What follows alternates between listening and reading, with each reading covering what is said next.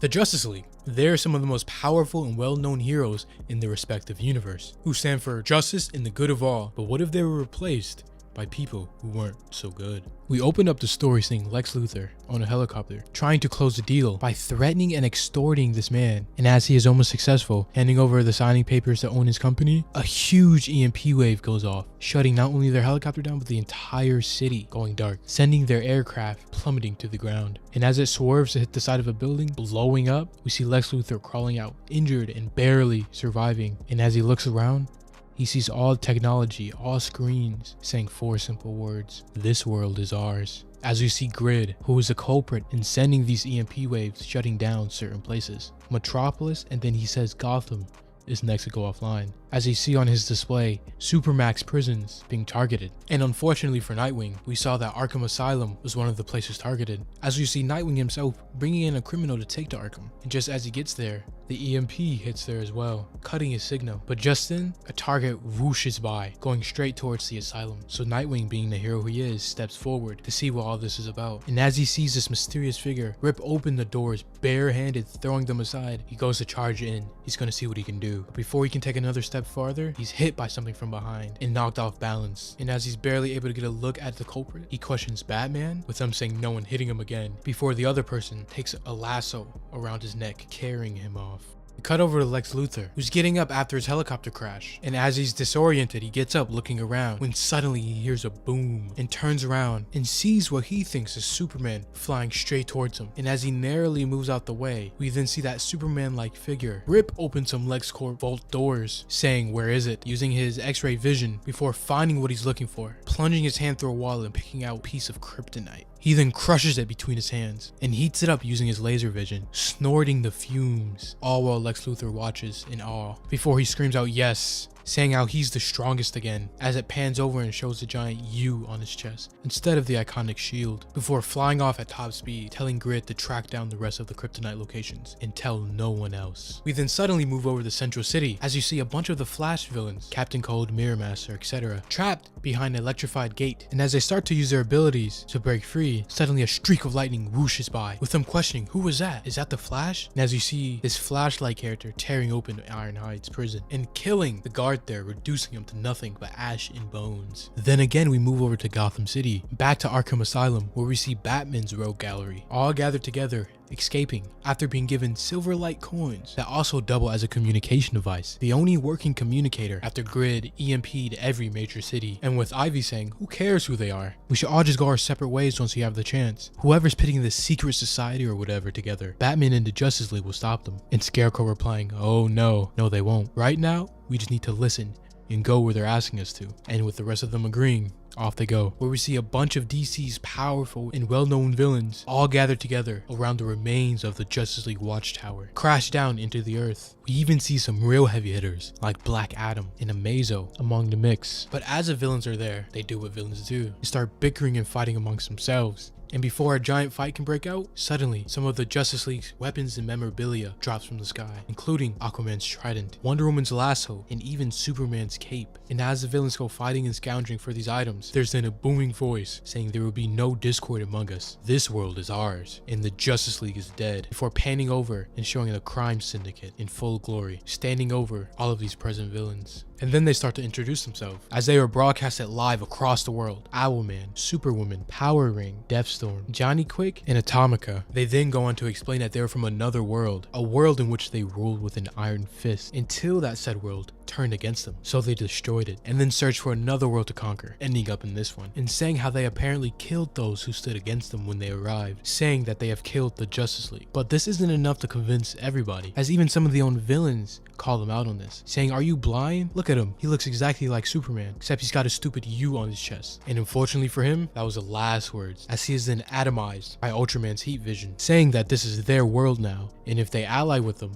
it can be theirs too. And those who question and fight against them will face the consequences. As then we see the other heroes of the world gearing up ready to mount a counterattack to really see what's going on. But the crime syndicate came prepared, as Ultraman tells Superwoman to bring him out, in which she brings out the incapacitated Nightwing, who is not only beat up, tied up, but barely alive. And as I hold him up for not only the supervillains, but the entire world to see, she then suddenly takes his mask off, revealing his identity, Richard Grayson, for the entire world to see, with them saying Grayson has many friends and many places he calls home, and how they will hunt down and destroy everyone and everything he ever cared about, all who would oppose them, saying if you fight against us, not only will you lose your lives, but the lives of those you cherish. Your family, friends, and neighbors will die while you watch, sending a threatening message to the masses to not rise up against them, but to the villains and allies to their new secret society, their army, basically telling them that no more will they be held down by the weak, that the strong will rule, and that they are free to do whatever they please. We then cut over to seeing villains all over the globe attacking and causing a ruckus, attacking and destroying cities, doing whatever they please without a care in the world, or heroes to oppose and stop them. Cutting back over to this new crime syndicate. As the sun starts to rise, we see that apparently it hurts Ultraman, the opposite of Superman, with him saying the sun, I'd almost forgotten how it stings, and him rocketing off, flying into the sky. Cutting back over to Lex Luthor's point of view, we see him kneeling out the side of his building, looking over it and trying to process all of his new information, with the Justice League being gone and the villains starting to rule and cause chaos, when he looks up and suddenly sees the moon itself being placed over the sun like an eclipse. And with him looking closer, you can see Ultraman himself is pushing the moon in front of the sun, blocking out all sunlight, and with Lex Luthor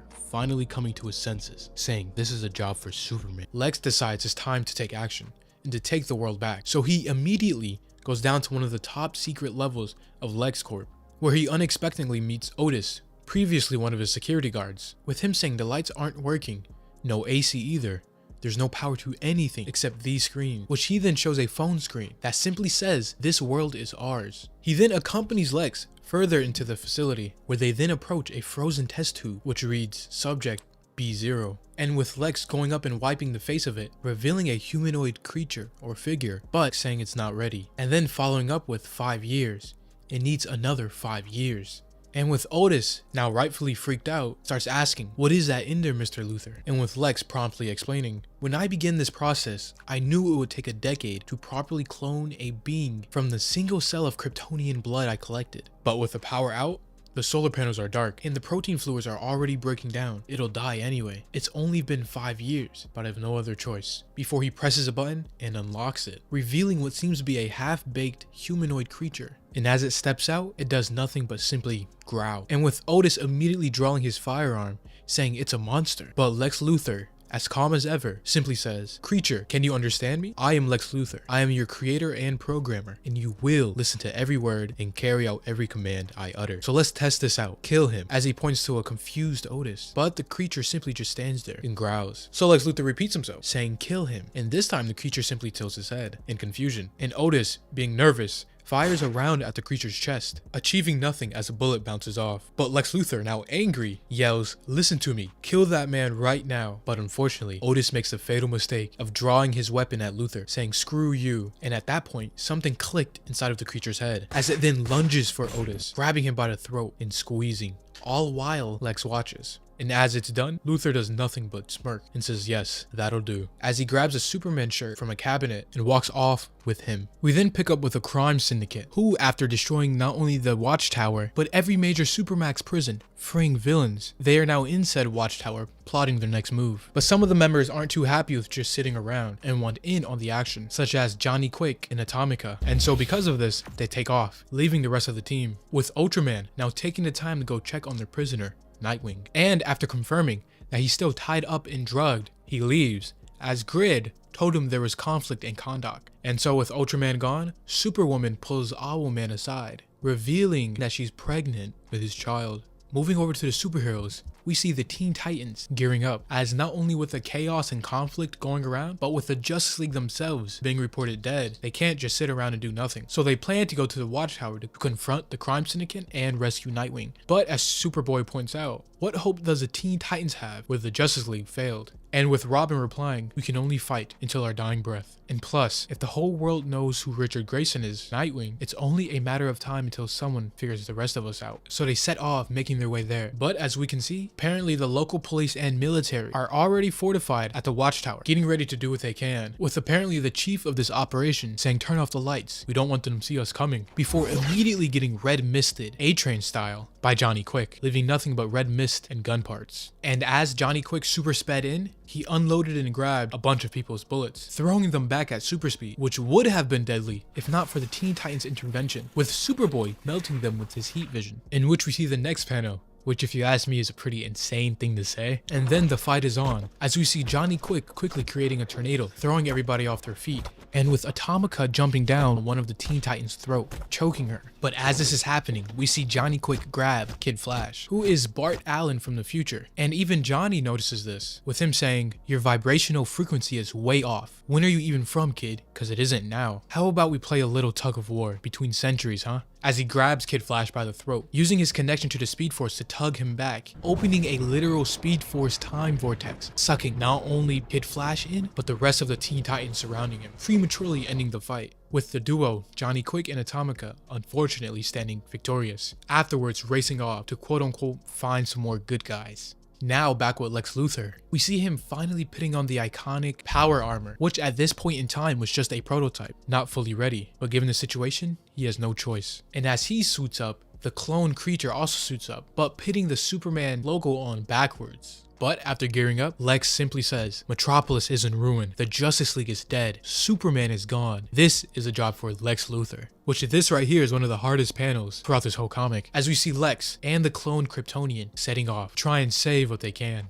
Meanwhile, at Star Labs in Detroit, we see two scientists barricading themselves in, as this is apparently the Red Room, which contains some of the most dangerous technology on Earth, and it's only a matter of time till the crime syndicate comes looking, with one of these scientists being none other than Dr. Stone, Cyborg's father. But just then, something starts banging on the door, breaking it in, and with the scientists preparing for the worst, they aim their super weapon at the door and say their goodbyes to each other. But just then, as the door gets blasted down, we see as none other than Batman, Catwoman, and Cyborg, all who have seen better days. But with Cyborg being the worst of them, as they walk in and pit Cyborg on a table, one of the scientists says, "You're alive, Batman, but where's the rest of the Justice League?" And with Batman looking down saying they didn't make it. The story picks back up at Star Labs, where we see Cyborg on an operating table surrounded by his father, Batman, and Catwoman, who are trying to assess his damages and also the threat that the crime syndicate are causing on this new Earth. And as they are talking, they overhear the news where Batman hears Nightwing has been captured and his identity is revealed as Richard Grayson, which sends Batman into a panic mode,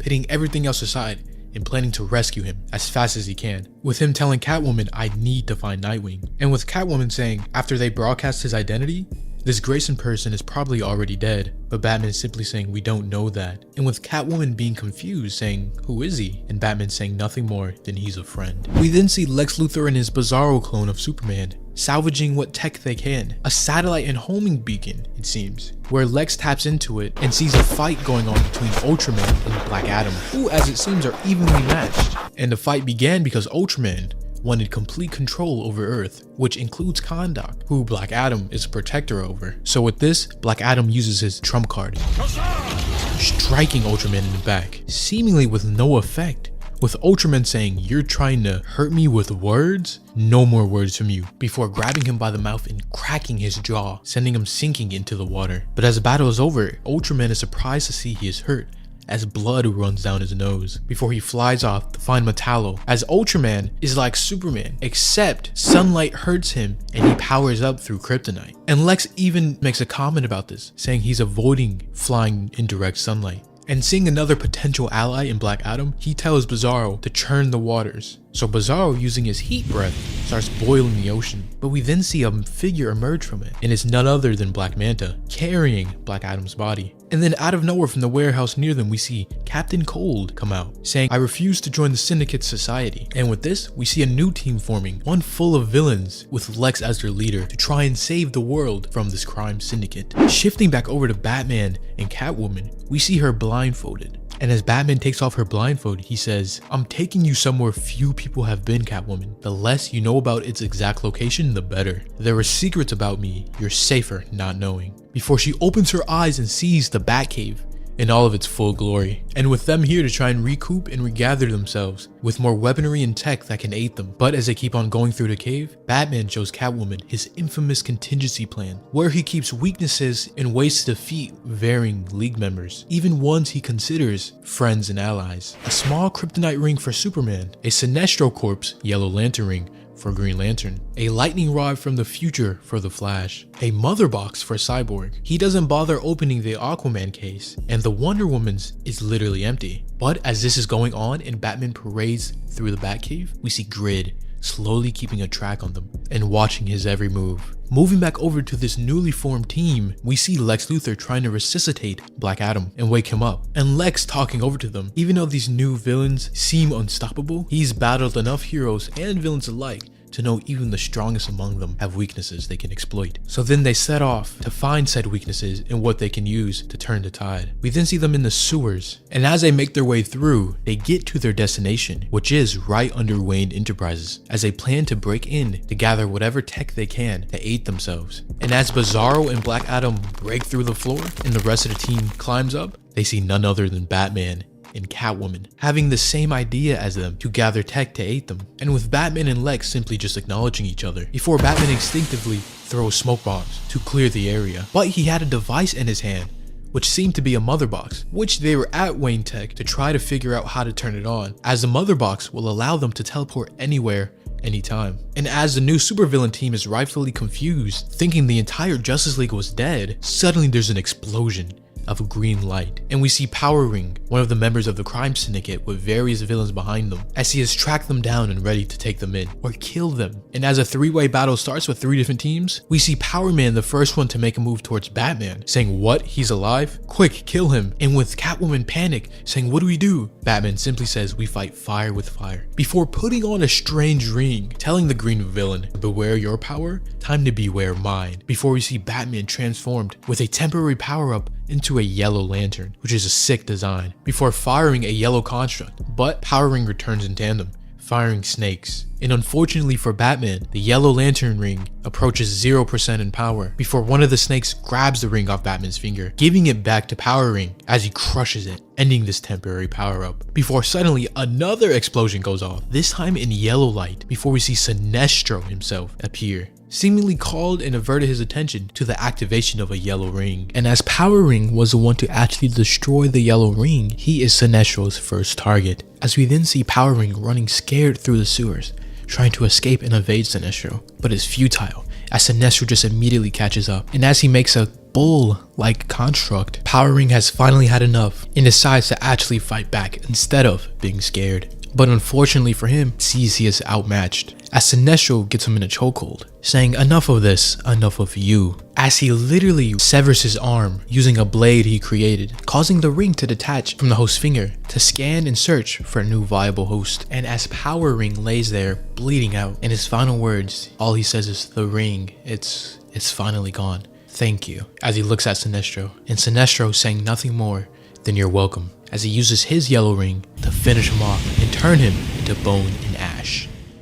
We see how the other members fare in fights, with Batman, who is really on a team of his own, fighting against everyone there with Catwoman. And when through the chaos, Batman stops to talk to Luthor for a second, saying, "Friends of yours, Luthor?" With him responding, "No." "Why don't I believe you?" Batman says. "I wouldn't expect you to," before Luthor puts his hands up, seemingly about to blast Batman. But as it turns out, a villain was about to jump on Batman, Copperhead, but Lex saved him. And with him even saying, "Though you do realize, Batman, I just saved your life." And with Batman begrudgingly responding, "Don't flatter yourself." And as Batman starts to take on Copperhead hand to hand, Lex says, "Get clear so I can get another shot." But with Batman simply saying, "Don't try and earn favor, Luthor. As soon as I'm through with them, I'll be setting my sights on you." Before Luthor just says, "You'll have to get in line then, Batman." As we see Deathstroke point his gun straight at Luthor's unprotected head. And with Deathstroke rightly bringing up, saying, you spend billions on this suit of armor, but you leave out the helmet. I'm guessing because you can't stand the thought of people not knowing it's you.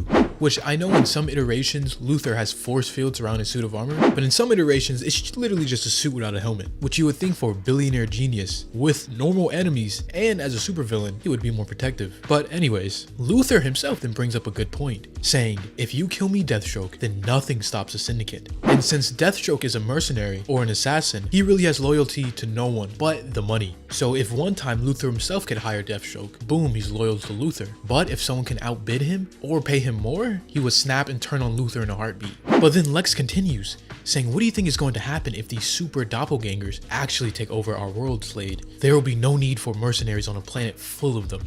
The hunt will be over. And I know as well as you're nothing without the hunt. The Syndicate is bad for business, mine and yours. Which actually causes Deathstroke to stop and think for a second. And as this conversation is going on, Copperhead and Batman are still fighting, with Copperhead seemingly having that upper hand, with him wrapped around Batman, with him saying, blow Luthor's brains out already. I'll swallow what's left as soon as I deal with Batman. But as he looks over to Slade, he sees Slade slowly point his gun, saying, change of plans, Snake Man, before firing around, killing the villain, much to Batman's disappointment. And afterwards, Deathstroke says to Luthor, you're going to write me a big fat check if we get through this, Luthor. But with the fight now done and all of the villains either secured or defeated, everyone left standing stops and talks for a second. Specifically, Luthor's team and Batman and Catwoman. With Luthor saying, before you pull out another battering Batman, consider this. There's no need for us to fight because we all want the same thing. We want the crime syndicate eradicated. But Batman disagrees with this, as Luthor's team wants them killed, but Batman, in his moral code, wants them taken in alive. And with Deathstroke butting in on a conversation saying, you think we're playing by your rules, Batman? This isn't your game anymore, it's ours, and we don't take prisoners. But just then, Sinestro comes back in from previously killing Power Ring, saying the Green Lantern Pretender is dead, and next time you attempt to activate one of my rings, please don't resist it. It leaves the ring and yourself vulnerable. He then goes on to further explain, if you allow yourself to fully embrace fear, you could have the power you desperately crave. Ironically, the same power you're afraid of having. What a wonderful Yellow Lantern you'd make. Before he is cut short by Luthor, saying how they can use Sinestro's help, saying Earth is under attack by a parallel universe. But Sinestro, being not only not human, but having no interest on Earth, there is nothing in it for him. And with Lex being the masterful manipulator he is, imagine what a lesson it would be once Green Lantern learns you did what he couldn't. Help me lead us to victory, Sinestro. Which brings him on board. But Batman then speaks up, as he obviously doesn't like these murderers and villains forming this team together, saying no. This is a search and rescue mission first, to find Richard Grayson, and only once Nightwing is safe, we will take down the Syndicate. But all of you are going to work within the perimeters I set and follow the orders I give. If we are working together, I am in charge. Which it seems Batman didn't read the room, as all the other villains just stare at him. As in this instant, Batman has no power here, as Deathstroke himself is usually a hard, tough fought battle, going usually 50-50, but add on Sinestro, Black Adam, Bizarro, and Lex Luthor, Batman is outgunned and outsmarted, with even Catwoman realizing this, saying, Batman? They're in charge. So while Batman and Lex's team sort out their problems, we see the crime syndicate sort out problems of their own, as Ultraman and Superwoman infiltrated the Batcave, as they were in search for the last piece of kryptonite on Earth, which was in the Batcave in the form of a kryptonite ring. And unfortunately for Ultraman, Batman took it. And how Owlman is there on his own accord, wanting more information of the Waynes of this universe, he informs them that Batman has it. To their surprise, as they thought Batman should be dead, which Owlman simply says, Waynes do tend to survive. But just then they're interrupted by Grid, who informs them that Power Ring is dead. And while the exact reason is unimportant, the main concern is the ring. As it went off searching for a new host, it releases pulses of energy, ones that could even be sensed from across the multiverse. And because of it, something appeared on the coast of Maine just seconds ago. So Ultraman then calls an emergency meeting with the rest of the Syndicate. And as they all arrive on the coast of York, Maine, they look up in the sky, as they all start to talk and argue about what to do next and what's the game plan. I told you I was right, Deathstorm. I told all of you. The creatures that destroyed our world have found us here, as we see a giant red crack in the sky, which seems to be from whatever eldritch monster and horrors lie beyond the universal barriers.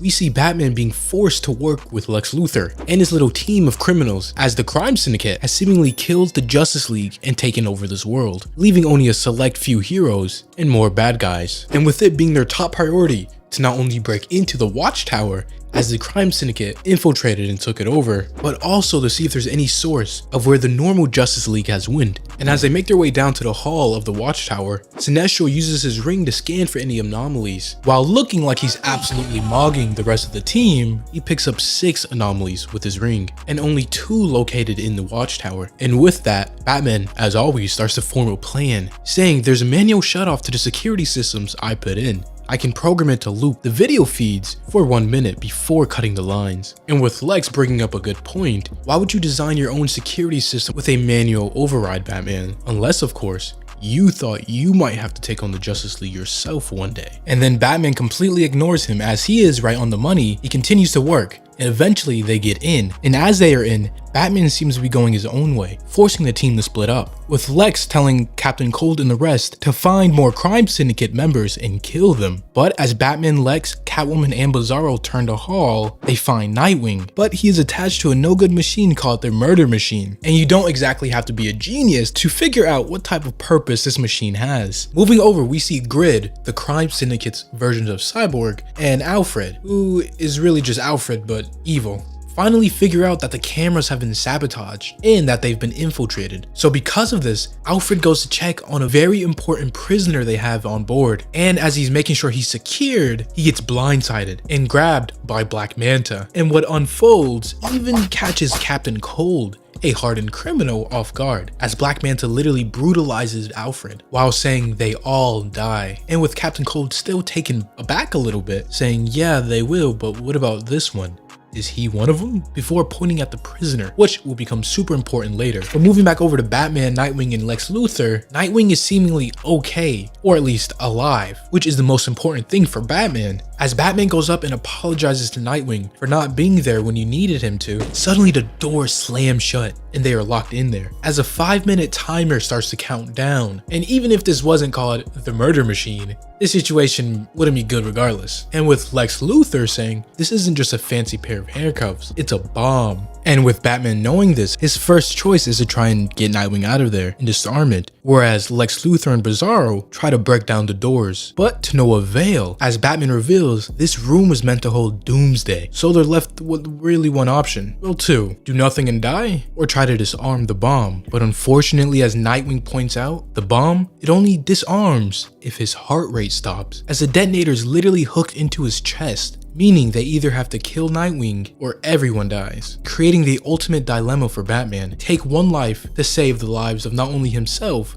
but others. And with Nightwing himself even saying they still have time, they need to just leave him and try to find a way to get out of here. But Batman, feeling absolutely guilty from leaving Nightwing and allowing him to get in this situation in the first place, saying, no, I am not leaving you. I'm not abandoning you again. The only way we're getting out of here is together. But unfortunately, the wires, every time Batman tries to cut one, it fixes itself, all while the timer beeps down slowly from 5 minutes to now 3. And remember before how I said this is a dilemma for Batman? Well, it's absolutely not one for Lex Luthor, as Lex Luthor would be comfortable sacrificing hundreds, if not thousands of people's lives if it meant saving his own. But just then, Lex then shoots Batman in the back, much to Catwoman's disapproval, but she is easily stopped by Bizarro. I'm making an executive decision. I'm saving our lives by ending his. I'm sorry, Grayson, as he seems to put his hand over his mouth, looking like he might break his neck. And as Batman recovers, he and Catwoman starts to fight Bizarro. And with Batman needing to even the odds, he puts on a kryptonite ring. And because Bizarro is a clone of Kryptonian DNA, the kryptonite ring is obviously very effective. And with Batman punching Bizarro, saying, Luthor, you hurt him and I will kill you. Which, regardless of the situation, do you know how badly you have to mess up for Batman, the guy notoriously famous for having a no-kill rule, to even threaten to kill you? Now, even if he doesn't, and he's not actually going to kill you, Batman's never typically the guy to even threaten to kill someone, let alone probably be serious in this case. But picking back up with Black Manta and Captain Cold, we see them unmask the person in the chair, who is bound up,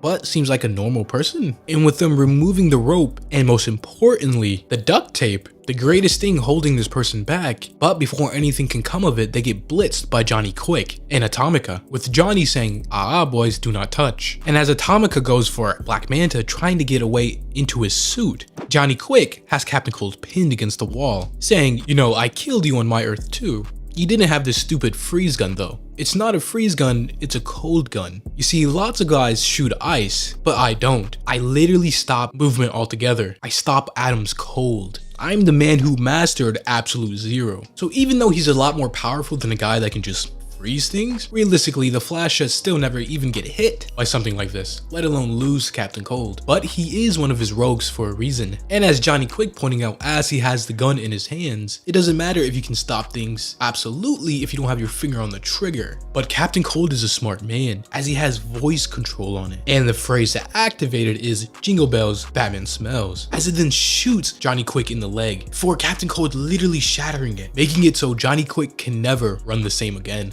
Now the next part of this comic happens side by side and parallels the end reveal, as you see Atomica yelling in distress saying, "Are you insane? You took the tape off of him? Quick, put it back on, shut him up." As we see the mysterious individual say, "Look at your precious speed demon, he'll never run again," before shouting a word that really I don't even want to try to pronounce, and a giant lightning bolt comes down from the sky, striking him. And while this is going on, Luthor still has his hand on Nightwing's mouth, saying, "It's the only way to save us, Batman." And as a heart monitor seemingly flatlines, Batman then is able to get to Luthor, jumping him. But unfortunately, it seems Batman is too late, as Nightwing hangs his head down, looking like Luthor has actually got to him, with Batman beating Luthor senseless, saying, "You murderer," before he even has a chance to explain what he did. All the while, the mysterious individual catches up to Johnny Quick, who is still legless and crawling on the ground, saying, "You're not going anywhere," before grabbing him by the throat and actually snapping it, killing him instantly, and using some sort of electrical power and absorbing his, saying, "Your life is over, but your power is mine." And as Batman is still beating Luthor, Luthor tries to explain to him that he has the situation under control,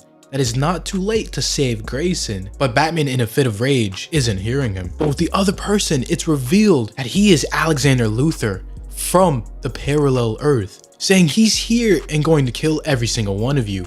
And Alexander Luthor shall be the most powerful hero your world has ever seen, showing him with the power of Shazam, plus now the power of Johnny Quick, a speedster, with some ability that allows him to take the powers of other people, and showing a parallel between one Luthor who seemingly took a life to save the rest of them, versus another Luthor who took a life to give himself more power. So we pick up with Ultraman himself looking on at the watchtower and seeing the giant lightning bolt that just got called down, saying, "Those fools, they let him speak." As we cut over to see this mysterious man, who is revealed to be Alexander Luthor, the Lex Luthor of the alternate Earth. And it seems this Luthor prioritized power over intelligence and brains, as he found a way to steal powers from other heroes and villains, as he stole their universe's Shazam's powers, which is just Shazam backwards, Mazaz. So after saying Mazaz, he transforms, then kills Johnny Quick, stealing his speed. And I mean, for the main DC continuity Lex Luthor, I wonder why he doesn't do something similar. Maybe not the whole killing heroes and villains and stealing their powers part, but more of the enhancing your physical body to give you powers, or at least into super soldier tier. But maybe it's just his ego, saying if he's going to win and succeed, he's going to do it as a normal human and not some advanced juiced up superhuman.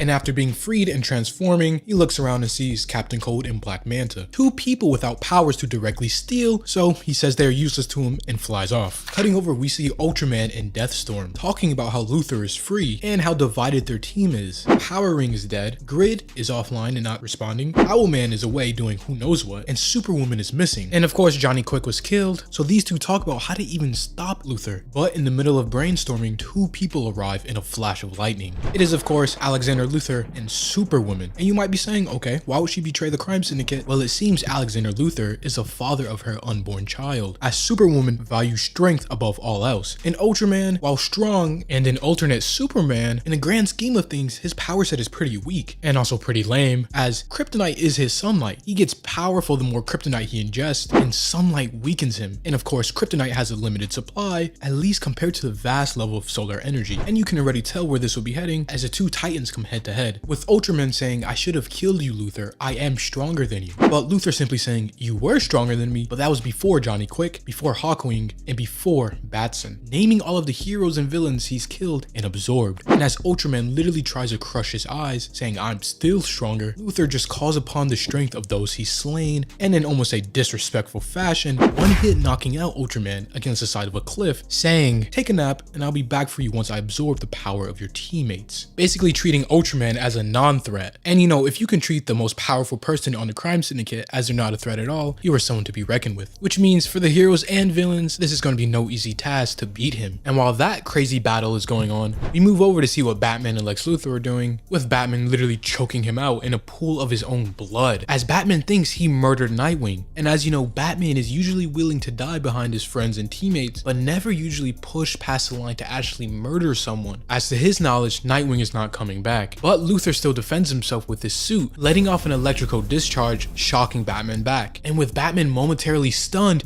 he goes over to Nightwing to reveal what happened. See, Nightwing is hooked up to something called a murder machine, which I'm pretty sure you can guess what it does by the name, but it is tied to his heart, so either the machine would have detonated or Nightwing dies. So instead of killing Nightwing, Luthor simply made him flatline after swallowing a specific pill, but he is going to stay dead if Luthor doesn't give him a adrenaline shot. And as he does, Nightwing's heart starts to beat again, even to Batman's surprise, as Luthor has outsmarted him. And of course, Nightwing and Batman goes into each other's embrace. Suddenly the door blasts open, in which it looks like Grid has appeared, one of the crime syndicate's members, but turns out it is Cyborg, who if you remember was in pieces and utterly broken, but has been repaired and fixed. And as Cyborg slowly starts to give them the rundown, they decide to part ways, as Cyborg has found the Justice League trapped within Firestorm, which is a whole nother thing and we'll get to it later. But Batman and Catwoman decides to go with Cyborg, while Luthor and Bizarro decides to go help out the rest of the team. And as Luthor finally joins the rest of their little villain team, they look on and watch as Alexander Luthor beats into Ultraman. And as that fight is going on, they also look out and see Superwoman fighting Deathstorm. And as they start to battle, Superwoman gets her lasso around him. Now her lasso is different than say Wonder Woman's. Wonder Woman's is more the lasso of truth. Once it gets on you, you are forced to tell the truth. But this one is called the lasso of submission, meaning once you're touching it or it's around you, you are forced to listen and submit to the person, which arguably is even better than the lasso of truth, as why just have the person tell the truth when you could tell them to stop altogether. But Superwoman just utters a simple command: I want you to die for my lover, for Alexander, as the other Luthor comes up from behind him, crushing his head and absorbing his power. And because of the immense power within Deathstorm, he explodes, with Sinestro barely having enough time to put a shield around the villains, as Alexander Luthor claims another power set, growing even more powerful. Moving back over to Cyborg and Batman, as they try to rescue and free the Justice League, Cyborg gives him the rundown, saying he found out and crossed paths with Steve Trevor, and that he's been communicating with Martian Manhunter, who is trapped inside Firestorm with the rest of the League. And why is this all important, you might say? Because Martian Manhunter told Trevor that Firestorm's power could be broken by someone with an emotional tie to Wonder Woman using her magical lasso. But unfortunately, Trevor got captured by the Syndicate's secret society, meaning without him, they need somebody else with a strong connection to Wonder Woman so they could break Firestorm's unwilling hold on the League before he literally explodes and takes the entire eastern seaboard with him. And even Batman comments about this, saying Firestorm is glowing brighter and the air itself smells like it's burning, before Martian Manhunter mentally reaches out to Batman, saying if you don't unlock Firestorm now, he's going to detonate. And you know why you're the only one that can do this just as much as I do. As Batman agrees and tells Cyborg to give him the lasso. And with Cyborg being confused, it's revealed that Batman is closer to Wonder Woman than others might think, even with Catwoman questioning this too right beside him. Cutting over, we finally see Alexander Luthor confront the villain team, with Lex saying he hears Slade mumble some things before his helmet gets obliterated. I mean, are you kidding me? This looks way more than just obliterating his helmet. You can literally see the blood streaks from his face, almost looking like he caved his skull in. And even though it's not stated anywhere throughout the comic, he doesn't show up moving forward from this. So either he took the pain and got away, or he died from this. And after Deathstroke gets laid out for the count, the rest of the villains go up to try and stop him, with Black Manta being the next victim on his list. As Captain Cold then explains to Luthor, the Lex Luthor, what happened and who is this person. As he said a word, which is Shazam backwards, transformed, killed Johnny Quick, and then he was suddenly fast. And then Captain Cold gives him the final piece of information, that he said his name was Alexander Luthor, which if you didn't know, Alexander Luthor is the main Lex's real name, but he just goes by Lex for short. And as Lex Luthor finally puts two and two together, he doesn't even have enough time to do anything about it, as in a blur he blitzes forward, punching Luthor across the jaw. But just as it seems it is all over for Lex, Bizarro comes out of nowhere from behind, attacking Alexander, protecting and defending his creator. And as they start the battle, with Alexander immediately confused, saying, "What are you?" But as Bizarro gives it his best, It's unfortunate that his best just isn't enough, as Alexander simply punches him away, saying, "Whatever you are, you have power and I want it," before punching a hole straight through his chest, Homelander style, which in and of itself is no small feat, because here Bizarro is a Superman clone. So while his physicals, such as his strength, durability, speed, etc., aren't on the same level of Superman's or exceeding it, they are somewhat comparable. And clearly this wasn't enough, as Alexander still killed him very easily. And as Bizarro lays down in the field with his chest caved in, literally dying, Lex rushes over as Bizarro wheezes and takes his few last breaths in saying his goodbyes, telling Lex that he's sorry, which this does nothing but continue to anger Luthor, because even though it was just a creature or an experiment gone wrong, it was still his creature, his monster. And as always, Lex will have his last laugh and get his revenge, as even though Lex is technically a villain, he is the protagonist of this storyline. Moving over, we then see the Crime Syndicate, who is an alternate evil version of the Justice League,